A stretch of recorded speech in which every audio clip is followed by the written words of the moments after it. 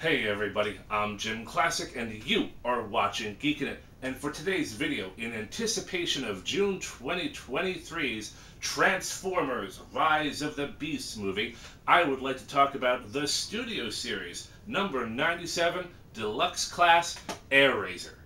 This is the first figure of the Rise of the Beasts movie that I have been able to pick up, and I would like to talk about it real quick. For starters, even though I have already opened up the figure from the box, let's just take a quick look at it just for a moment. We see Airazor's Falcon mode prominently displayed in the very front of an open window where the figure once stood. It's a miracle her head is still attached. Yes, that is still going on, unfortunately, amongst some toy collectors. On the sides of the box, we see the Falcon head in a couple of different poses. Well, no, it's the same pose, but it's a different pose from this. It's the Falcon kind of craning its head. It's a plastic-free packaging, even though the toy itself is plastic.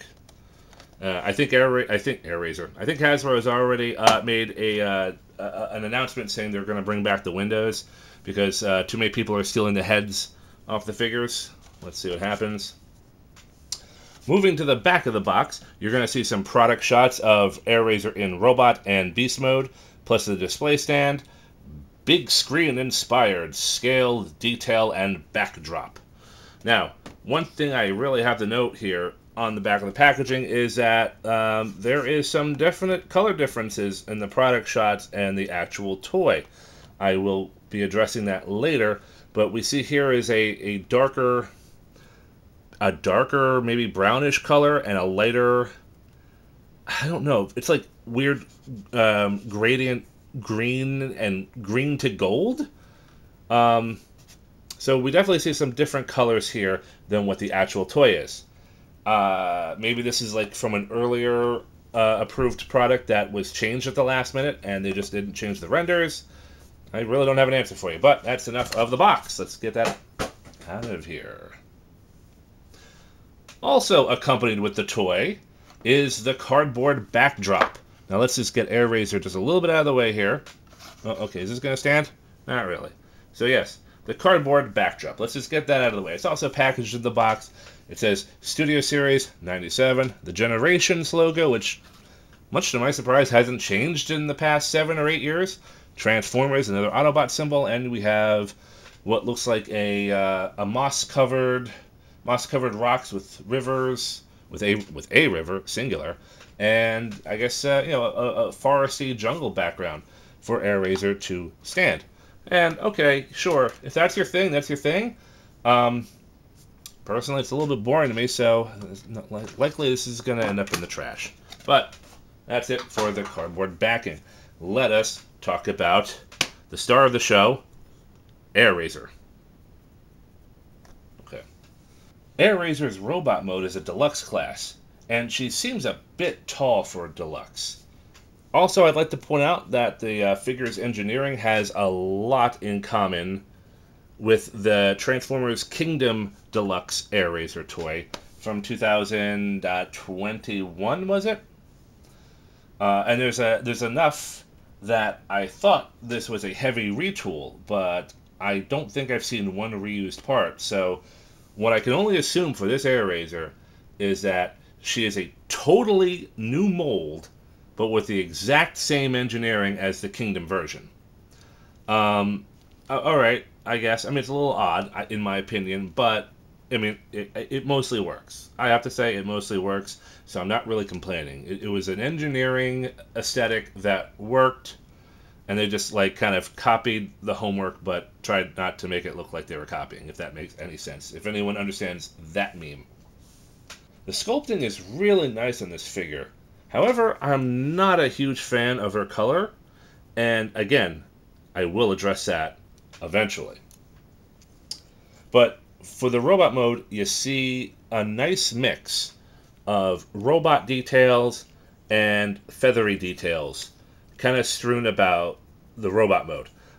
Like you see feathers here on the back, you see feathers here at the back of the legs, on the thighs, on the shoulder pads, and I think a little bit of feathering detail here on the chest. And the rest is all like robotic detail, so it's almost like this is some kind of a symmetrical Transmetal 2 figure from Beast Wars. If anyone out there is even old enough to understand what I'm saying. But a lot of robot details. There's more robot details on here than there are organic details. Like, even with the wings, I thought we were going to see more feathery details, but these are definitely robo panels and robo bits. I'm not complaining. I actually like the way she looks. It's just, I was hoping for a little bit more beasty stuff, since this is kind of a Beast Wars, I don't know, Rise of the Beast is... She's a Beast Wars character. Airazor originated in Beast Wars. But, so they definitely have the feathering details. Just not a lot. It's just kind of strategically placed, I guess you could say, throughout the toy. As far as accessories goes with Airazor, it is her arm rockets, which originated in Beast Wars and also the Kingdom toy. They are attached... hold on. They are attached on 5mm pegs, so they can go into her arms, or she can hold them as she would a gun. Personally, I like them as arm rockets, but that's just me personally. Overall, as I stated earlier, I do really like the sculpting of this toy. It's got a lot of details, it's got nice greebly robot bits and stuff. It is a good, decent sculpt. However, I have to say, my least favorite part of the sculpt would be Airazor's head sculpt. I'm sorry, I'm just not digging that head sculpt. And it took me a while to figure out what it was that was really turning me off to it, and I think I figured it out. Her head is just way too big, and her face is just way too small. I think they put too much prominence on the whole feathery crown thing, and just not enough into that face detail. It's too much hidden by the side panels. It's too much hidden by the beak sculpt, and you just don't see much of a face here. You don't see much of a personality in that face. Now, later on, I'm going to be comparing her to the Kingdom counterpart version of Airazor, and hopefully I can show you the contrast, because I love the Kingdom Airazor's head sculpt. This head sculpt, I'm sorry, I hate to say it, but I'm just not a fan. Alright, now on to my major gripe, probably more than the head sculpt, and that is Airazor's color palette. It's most of her color is just this unpainted, like, off gold / tan color. I don't know. Is this gray? Is this tan? Is this gold? It's like one of those muddy colors that I can't identify. Is that gold? Is that green? Is that like all right, full disclosure, I am mildly colorblind. Like, not severely, but like it's a color I can't identify. I'm going to call this tan, and I'm going to call this greenish gold. And it's just, I hate the colors. They're so bad. They're so dull. They're so lifeless. And like this, like here, this comes off, depending on the light, this is either like off gold, a dull gold, or green. I can't tell. It's one or the other. And it's just unidentifiable. Like, these are not bold colors. These are muted colors. And I'm sorry, you want your Transformers to pop.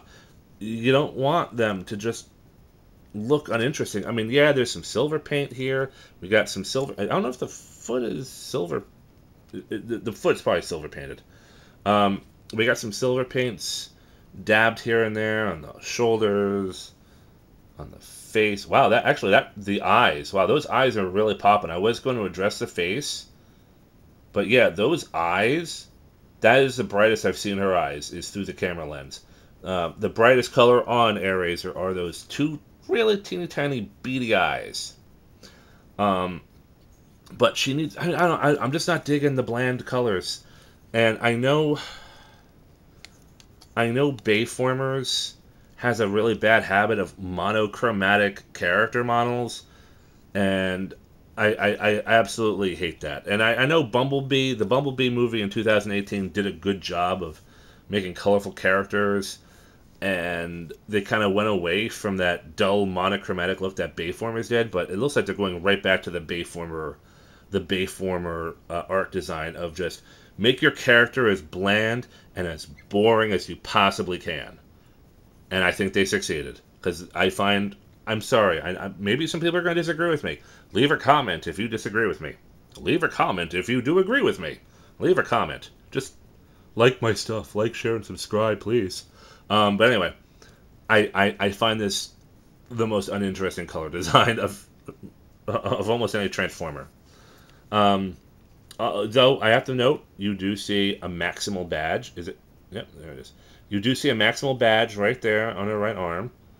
And it is a slightly different variation of the Maximal badge than what we're used to. It does have some Autobot elements. I kind of like that. I like that.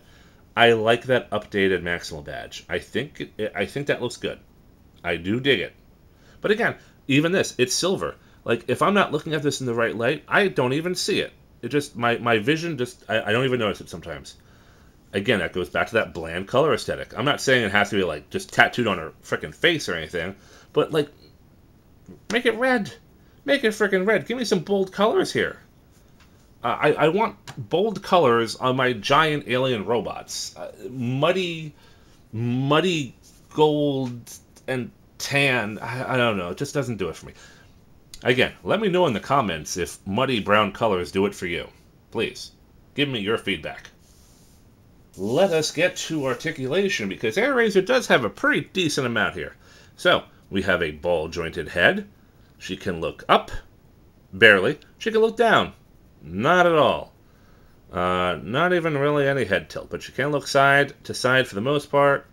The sculpting does kind of get in the way. I kind of have to use some force to have her look further, but obviously I don't want to risk it. She can I guess you can kind of say she can look up and down, but you'd have to mess with the chest a bit, but I wouldn't. We have ball-jointed shoulders, so she can do a full rotation as long as she's not getting in the way of the wings. We have a bicep swivel. We have 90-degree bend at the arm. We have some wrist articulation, mostly for transformation, but it is still there nonetheless. We have a waist swivel. The waist swivel is not too bad. I mean, the beak, if you put the beak, the chest all the way down, the beak will interfere, but it is, just raise that beak up a little bit, and she can definitely do a decent waist swivel. We have universal joints at the hips. So she can definitely go up. She can go back pretty far. We have what is a very tight above the knee thigh joint. This is a very tight joint. Speaking of which, we have a 90-degree plus bend at the knee. We have some, alright, this is part of the transformation, but I suppose you could say Airazor has a little bit of shin articulation. That kind of goes out. But, I mean, I suppose you could use that for some poses. If you want to get her, like, doing a kneeling pose or whatever, you can probably just, fudge it a little bit and do that. And, of course, at the ankle, we have a ball joint, so, a little bit of a pivot. Well, all right, she's got a very good up and down, if you count that. But, yeah, so that's the articulate. Oh, wait. Oh, I almost forgot. I'm dealing with a bird transformer. We also have, I believe, not one, not two, not three, but 4 hinge bends at the wings. So you have a nice range of motion there for the wings. Also, you have a hinge here, so the wings can go up and down. So for a flying transformer, for a bird transformer, you can definitely get her into some really cool flight poses with those wings. I really do like those wings. This is a really good, this seems like a really good design choice for a bird transformer. Got a lot of options you can do for the wings, different poses, could reflect different attitudes. These are good wings. I do dig them. I dig them. I dig them a lot. Okay, now it's time for some comparisons. So, what I have here to show is, we'll start off with the deluxe class Fox Kids Cheetor. And as you can see here, Cheetor is even a little bit shorter than this Airazor. For a 2023 toy, to see a deluxe class this much taller is kind of refreshing, because I think deluxes are starting to get smaller or something. They're all starting to get smaller. But we have here, Cheetor. Let's move on to, oh, here's another good favorite. Reveal the Shield Jazz. Probably one of my favorite Jazz figures ever, but I have to show him off. And, at least Jazz is still pretty taller. And this is, if anyone has any questions, get this figure. Reveal the Shield Jazz is awesome. Here we have, going back to 2006, 10th anniversary deluxe class Megatron.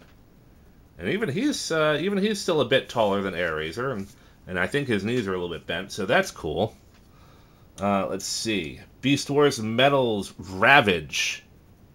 Or really Jaguar's his official name, but it's Ravage. It's Beast Wars Ravage. And last but not least, just for some fun, Transformers Legacy, another one of my new favorites, and it is Cosmos. Now, Cosmos is a deluxe, but we give Cosmos a pass. He's supposed to be a little bit short and squat. And, he is also pretty cool. Anyway, that's it for comparisons. And, just to wrap it up, one last comparison, and that is the Transformers Kingdom Airazor. And as you can see here, this Airazor is a little bit shorter than Rise of the Beast Airazor, but let me show you something here, okay? Now, remember how I comment about her face and not being very interested in it? Airazor, I love this head sculpt. That head sculpt, it just works. For me, this works way better. I mean, look at those eyes. They just pop out at you. Look at that metallic blue face. The gold beak that goes not only over the head, like over the forehead, but up to the eyebrows and the temple areas. Just wraps around for half the forehead. Like, this is a cool face sculpt. This face sculpt has personality. It's got character. And I'm sorry, this face sculpt just, I don't know. I feel like it just takes all the oxygen out of the room for me. It's a shame. It really is a shame. But I was really hoping I was going to like that face sculpt a lot better. Like, you can even see the similarities. You can even see the beak. Hold on, let's try and get them side by side. Let's try and do that if we can. There we go. You can even see the beak aesthetic on the forehead. You see elements. You do see the similarities, at least a little bit. But there's no color to this one. There's no life to this one. Anyway, that's enough complaining about the robot head and the dull color. Let's just get this bird into beast mode and continue to fly forward.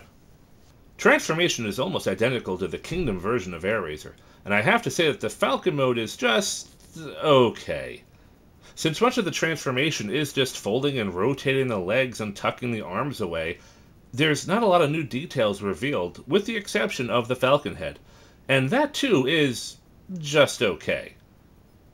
Aside from the wings and the ball-jointed feet, the Falcon's articulation is, well, for a bird, it's articulated. The Falcon can swivel its head, look up and down, and the beak can open and close. All in all, for a beast mode, she's got some posability. Again, it's mostly in the wings. I mean, overall, it does look like a robotic bird from most angles. However, if you really start to pay attention, it just looks like it's got some really long legs. And, in certain angles, the illusion does kind of fall apart. But, again, it's a giant robot bird. And, there are some liberties I can take and some suspension of disbelief. Also, one other gimmick to Airazor, and I forgot to mention this in the robot mode, is the 3mm port. Now, in her beast mode, it is right there. So we put the 5mm port. We just kind of put it right there. Pull those wings, pull those feet back, pull up the wings a little bit, get some, try and get some movement going, and boom, here we go. Airazor can fly. Or, at least with a flight stand, look like she's flying. And this is pretty cool. I love the 3mm ports. These things are always fun for display purposes. And, I'm glad this is like one of those features which is like 10 years running, and it seems like Hasbro is not doing away with that feature anytime soon. Anyway, enough about the bird mode. let's get back to some more comparisons. Okay, let's do some comparisons. So, starting things off with, what did we start off with? We started off with Fox Kids Cheetor. So let's put him right there. And as you can see, you know, at least as a cat, he's bigger than Airazor. Alright, and let us move on to, well, I was going to do Reveal the Shield Jazz, but I changed my mind. I'm going to do Origins Jazz. Different toy, but, you know, had to show that off because Origins Jazz is also pretty cool. We'll have to, maybe I should do a review of him too. And moving up next is Beast Wars Metal's Ravage. And Beast Wars 10th Anniversary Deluxe Class Megatron. That's a pretty cool pairing right there. Megatron definitely towers over Airazor. This could be pretty cool. And last but not least, Transformers Legacy Cosmos. And so, comparing, the last thing to compare is Kingdom Airazor. And I'm not going to lie, I think Kingdom Airazor makes for a better bird mode. I think it looks better. I mean, the engineering in the wings is better in Rise of the Beast than the engineering. It's a similar engineering, but not the same. I think the plastic of these wings is too thin. The plastic of these wings seem a little bit better. But other than that, I think overall look, I think the Kingdom version makes a better Airazor. Hopefully the movie is going to be good. We'll find out. But here are my final thoughts of Airazor. For my final thoughts of Rise of the Beast Airazor, I think she's okay. Truthfully, I'm just not blown away by this toy. I like it. I think the molding is good. The transformation is simple but enjoyable. And I like how she's taller than your average deluxe these days. But the drab colors and that head sculpt just kind of deflate things for me. Kind of makes me feel uninterested. Hell, if the colors were vibrant, I could probably overlook the head sculpt, but the colors just bore me. I hope Rise of the Beast is a good movie. I will likely review more of the movie figures as I get them, but right now, as my first introduction to Rise of the Beasts, I would have to give her a B-. I would give her a B- if I were to give this toy a grade. Because I think it's good, the sculpting is good, the plastic quality is good, the posability is good, just that color. That color. I'm sorry, I know I'm harping on about it, but I really hate it. Anyway, I'm Jim Classic. You have been watching Geekin' It, and I will see you again next time.